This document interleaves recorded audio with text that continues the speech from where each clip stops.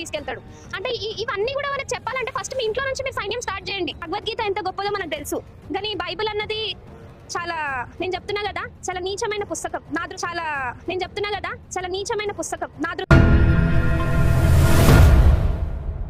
Hi friends, ఇప్పుడే మీరు video చూసిండ్రు కదా. తెలుగు ఎక్స్ క్రిస్టియన్ అని పేరు పెట్టుకొని యూట్యూబ్ ఛానల్ నడుపుతున్నటువంటి వారు బైబిల్ చాలా నీచమైందని చెప్పి దూషిస్తూ ఉన్నారు. ఈ వీడియో కేవలము ఈ తెలుగు ఎక్స్ క్రిస్టియన్ అయినటువంటి ప్రవీణ్కి మాత్రం వర్తిస్తుంది, మిగతా మంచి హైందవుల కొరకై మాత్రం కాదు. ఇప్పుడు కానీ మనం కానీ వీడియో కానీ చూసినట్లయితే బ్రాహ్మణులు అనేక మంది హైందవ సహోదరులు కానీ నాన్ వెజ్ తినకూడదు, మా దేవుడు తినేలేదు, మేము ప్యూర్ వెజిటేరియన్ అని చెప్పి అనేక మంది వెజిటేరియన్ మాత్రమే సేవిస్తూ ఉంటారు. అయితే ఓన్లో గ్రంథాల్లో కానీ చూసినట్లయితే అనేక మంది దేవీ దేవతలను కొలిచే అనేక దేవుళ్ళు కానీ ఏం చేస్తూ ఉంటారంటే నాన్ వెజ్ తింటూ ఉండరు.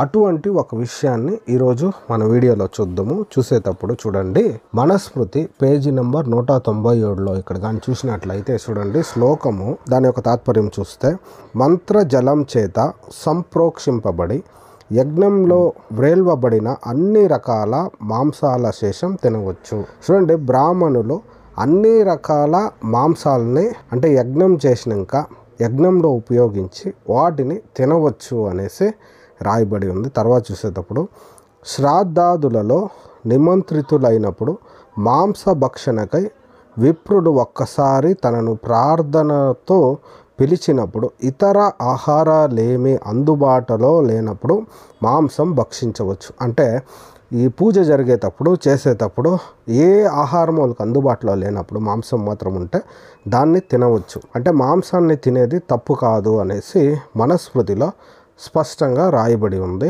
మళ్ళీ మనం తర్వాత చూసినట్లయితే చూడండి, పేజీ నెంబర్ 198లో ఇక్కడ శ్లోకము, దాని యొక్క అర్థాన్ని చూస్తే ఇక్కడ ఇంకా క్లియర్గా రాయబడి ఉంది. యజ్ఞం కోసం పశువులను హింసించిన అది జీవ హింస అనిపించుకోదు. అంటే యజ్ఞం కోసము ఏదైనా ప్రాణిని బలి ఇస్తారు కదా, అది జీవ హింస అనిపించుకోదంట. హోమం చేసిన ఆ హవిశేషం మాంసమైనప్పటికీ అది దైవ విధానమే. తన ఉదర పోషణ నిమిత్తం జంతువధకు పాల్పడటం రాక్షస విధానం. అంటే వాళ్ళు ఏమి పశువుల్ని వధించి అంటే నాన్ వెజ్ వాళ్ళు తినాలనుకుంటే యజ్ఞం చేసే తినాల, ఊరికే అలాగే తినకూడదు. ఒకవేళ అలాగే తింటే అది రాక్షస విధానం అంట. అంటే యజ్ఞం చేసేటప్పుడు అంటే ఏదైనా వాళ్ళు నాన్ వెజ్ తినాలనుకుంటే వాళ్ళ దేవుడికి ఒక బలి అర్పించి ఆ ప్రాణిని వాళ్ళు చంపి దాన్ని తినొచ్చు. అది తప్పు కాదంట, అది జీవహింస అనిపించుకోదని స్పష్టంగా రాయబడి ఉంది. తర్వాత చూస్తే చూడండి 199వ పేజీలో కానీ చూస్తే శ్లోకము, దాని యొక్క అర్థాన్ని చూస్తే శాస్త్ర విధానం ప్రకారం శ్రాద్ధ మధుర పర్కములలో నియమితుడైన ద్విజుడు పశుమాంసం విధిగా తిని తీరాలి. అట్లు ఆ ద్విజోత్తముడు మాంసభక్షణ చేయకుంటే 21 జన్మలు పశువుగా పుడతాడు.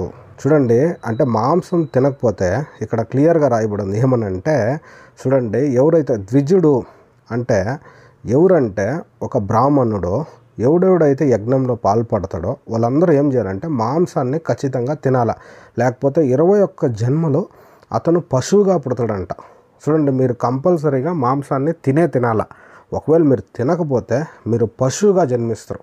అంటే పూజ చేసేవాళ్ళు, యజ్ఞాలు చేసేవాళ్ళు, యాగాలు చేసేవాళ్ళు కంపల్సరీగా మాంసాన్ని తినాలా, లేకపోతే 21 జన్మలు పశువుగా జన్మిస్తారంట. చూడండి, తర్వాత చూస్తే 200 పేజీ నంబరు మనుస్మృతిలో పశు భక్షణమునందు ఆసక్తి గలడం మానవ జీవకు సహజం, దీనిలో అసహజమేది లేదు. యజ్ఞాదులు లేకుండా ఇట్టి ఆసక్తి జపిస్తే నేతిని పిండిని చేర్చి కృతిని చేసి భక్షించాలి కానీ వ్యర్థంగా జంతు హింస చేయరాదు.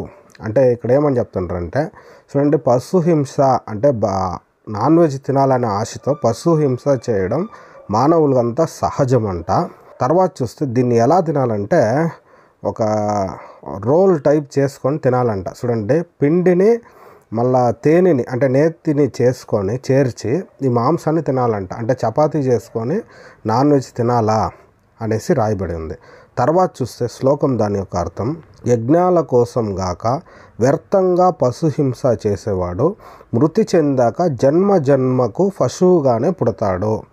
యజ్ఞం చేశాక గాక యజ్ఞాల కోసం గాక వ్యర్థంగా పశుహింస చేసేవాడు మృతి చెందాక జన్మ జన్మలకు పశువుగానే పుడతాడంట. అంటే యజ్ఞం చేయకుండా ఊరూరకనే ఏమైనా కానీ చేస్తే, పశుహింస చేస్తే ఇప్పుడు జన్మ జన్మలకి పశువుగానే పుడతాడంట. తాను హింసించిన పశువు దేహంపై ఎన్ని రోమాలుంటే అన్ని మార్లు పశు జన్మనే పొందుతాడు. అంటే వాడు ఏ ప్రాణిని అయితే చంపుతాడు, ఒకవేళ కోడిని కానీ చంపినారు అనుకో, కోడికి ఎంత బొచ్చు ఉందో అన్ని సంవత్సరాలు మీరు ఆ పశువుగానే పుడతారంట. ఒకవేళ ఏమైనా ప్రాణిని చంపినాడు, దానికి ఎన్ని ఎంటికలు ఉంటాయో అన్ని సంవత్సరాలు మీరు పశువుగానే జన్మిస్తారంట. తర్వాత చూస్తే చూడండి శ్లోకము దాని యొక్క అర్థాన్ని మళ్ళీ చూస్తే, బ్రహ్మ సహజంగానే యజ్ఞం కోసమే కొన్ని రకాల పశువులను సృజించాడు. అంటే బ్రహ్మ వీళ్ళు సృష్టికర్త అయినటువంటి బ్రహ్మదేవుడు యజ్ఞం కోసమని కొన్ని పక్షుల్ని సృష్టించిండంట. పక్షుల్ని, ప్రాణుల్ని, పురుగుల్ని, అంటే యజ్ఞం కోసం ఏమేమైతే అవసరమో కొన్ని ప్రాణులన్నింటినీ సృష్టించిండంట. ఈ జగత్ యొక్క సంక్షేమం కోసమే యజ్ఞాలున్నాయి.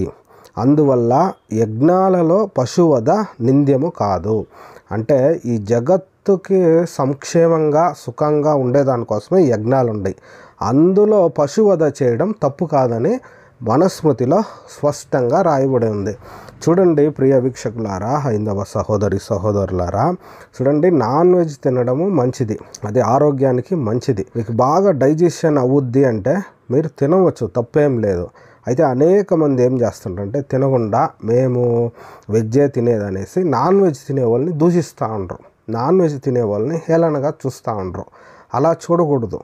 ఎందుకంటే మీ యొక్క గ్రంథాల్లో క్లియర్గా రాయబడి ఉంది ఏమనంటే, యజ్ఞాలు ఇవన్నీ చేసేది దాంట్లో మీరు పశువధ కంపల్సరీగా చేయాలి. ఒకవేళ ఇన్ని రోజుల దాకా మీరు యజ్ఞాలు యాగాలు చేసేటప్పుడు పశువధ చేయలేదంటే మీ యొక్క యజ్ఞము అది ఎటువంటిదో మీరే ఆలోచించుకోండి. కంపల్సరీ యజ్ఞము యాగాలు చేసేటప్పుడు పశువధ చేయాలి. చూడండి, అందుకే రామాయణంలో రాముడు పుట్టేటప్పుడు దశరథ మహారాజు ఏం చేసిండంటే అశ్వమేధ యాగాన్ని చేస్తాడు. దాంట్లో చూడండి గుర్రాన్ని వధిస్తాడు, అందుకే ఆడ రాయబడి ఉంది. మళ్ళీ పుత్రకామేష్టి యాగాన్ని చేస్తూ ఉంటారు, అక్కడ కానీ పశువధ జరిగింది. ఇలా మనం అనేక పురాణాలలో చూస్తే పశువధ కంపల్సరీగా జరిగి ఉంది. అయితే ఇప్పుడు అనేక మంది ట్రెడిషన్గా ఏం చేస్తారంటే మేము ప్యూర్ వెజిటేరియన్ వాళ్ళమి, మేము నాన్ వెజ్ తినేలేదు అనేసి నాన్ వెజ్ తినే వాళ్ళని ఒక మాదిరి చెడుగా చూస్తూ ఉంటారు. ఈ వీడియో కేవలము చూడండి నాన్ వెజ్ తినేది దాని గురించి మీ గ్రంథాల్లో రాయబడి ఉంది అనేసి చెప్పడం కోసమే చేయబడి ఉంది. మిమ్మల్ని ఏమో వ్యక్తిగతంగా దూషించాలనో మిమ్మల్ని అవమానపరచాలనో మా ఉద్దేశం కాదు. ఈ యొక్క వీడియో మీకు కానీ నచ్చినట్లయితే లైక్ చేయండి, షేర్ చేయండి. ఇటువంటి మరెన్నో వీడియోల కొరకు మా ఛానల్ని సబ్స్క్రైబ్ చేసుకోండి. ఇంకొక అద్భుతమైన వీడియోతో మళ్ళీ మీట్ అవుదాం. అంతవరకు దేవుడు మిమ్మల్ని కాపాడును గాక. ఆమేన్.